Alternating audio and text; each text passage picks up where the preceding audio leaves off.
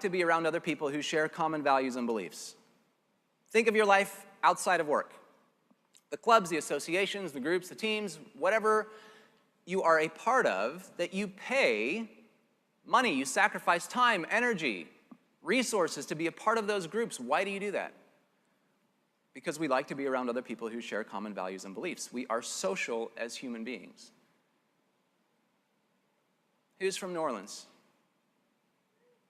Okay, one person? Really, that's it? Oh, a couple back there. Oh, thank you. Are you friends with everyone in New Orleans? No, of course not. You're probably not even friends with each other. But when you're in Seattle and you meet somebody else from New Orleans, you're like, no way, I'm from New Orleans, and like instantly you're best friends. That's weird, right? You would never say hi to those people here, and yet when you're somewhere else, you will totally do it. How many of you came in and sat next to somebody that you know? Duh. I mean, why would you out there be talking with somebody that you know, and when you get to the door, you're like, okay, I'm going to go sit over there, you go sit over there, I'll see you when it's over. We don't do that. That's why we leave empty seats in the movie theaters. We don't want to sit next to strangers, right? We want to be around other people who we know, who we trust, with whom we share common values and beliefs. And when we begin to surround ourselves with people who share those common values and beliefs, something very naturally happens, which is that trust emerges. And trust is a feeling, not an instruction. I can't tell you to trust me and you will. Doesn't work. And if trust is a feeling, where does that feeling come from? It started back when we did. If you look at our history as human beings, when humans first started roaming the planet, we were surrounded by danger. Wild animals, the weather, lack of food, lack of resources, other tribes trying to kill us, whatever it was.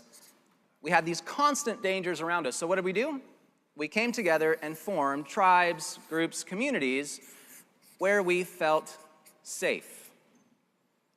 People with whom we could come together, we could trust to fight the dangers on the outside and seize the opportunities. As much as our society and our landscape has changed, this situation remains pretty much the same for our organizations today. Our organizations are surrounded by danger.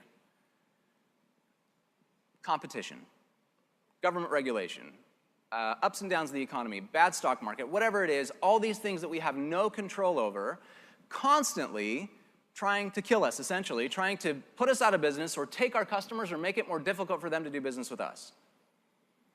There are also dangers, sadly, inside our organizations, but the difference is the dangers inside our organizations are variable, not constant.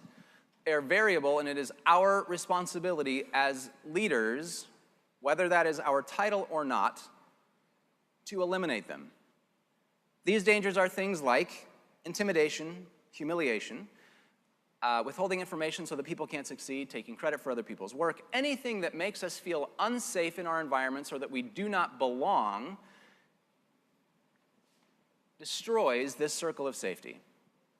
And it is our responsibility as leaders to create that environment where people feel safe, where people feel like they belong, because that is what is required for trust to happen. When we operate in an environment where we fear those with whom we work, the natural human inclination is cynicism, mistrust, and paranoia.